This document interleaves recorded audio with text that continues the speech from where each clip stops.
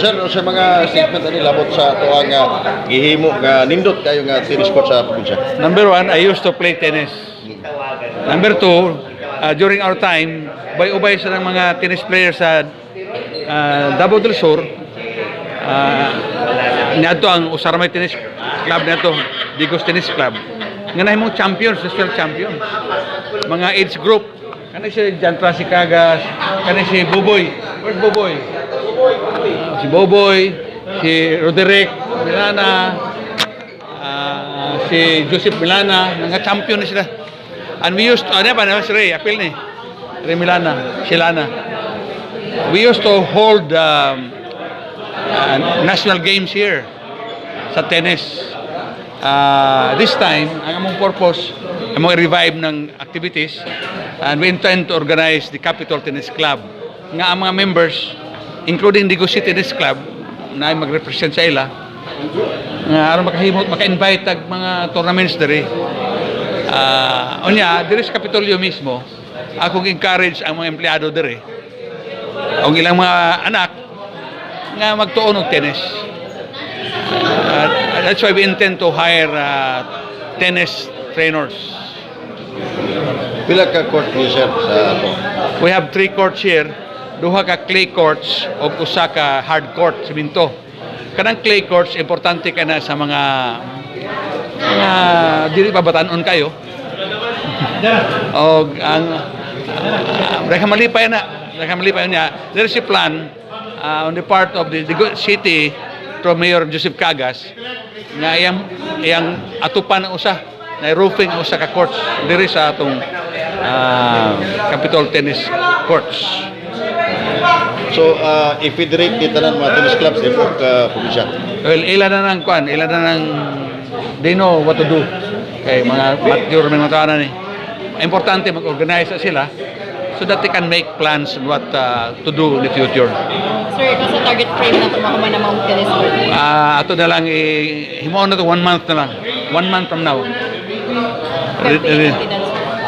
Kani? Is 10 million. The money here is from Congresswoman Cagas. 10 million, ato imong tanawon nga na ay gwapo kayong clubhouse. Clay courts, Corralado, everything. Yes, naman na suga.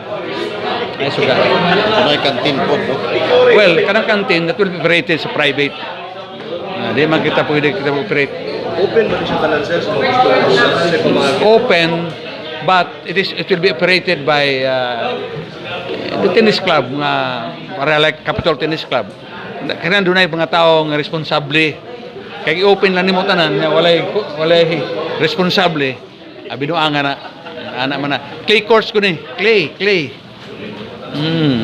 Ang simento pwede binuangan. Parang clay dili. So ito po sir, pwede rin makabisita ang uban pang mga tennis club sa tibok na sa Pilipinas? They can visit.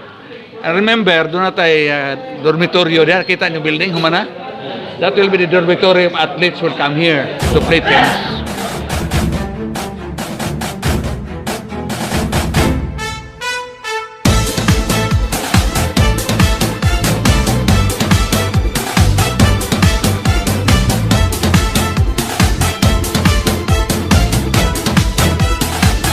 I love Davao del Sur, maanyag na paraiso. Sa katawhan ning lalawigan, ikaw ang garbo. Mag-ipay magsadya kita sa kalambuan.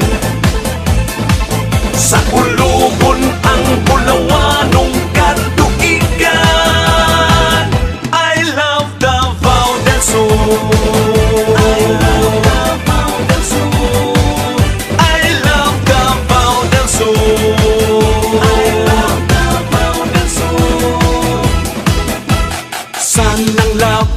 Panahon ang kasaysayan mabulukon, puno sa paglaom ang katawhan masanligon. Kakugi sa panginabuhi o pagpaningkamot, kauswagan karon atong nakaput.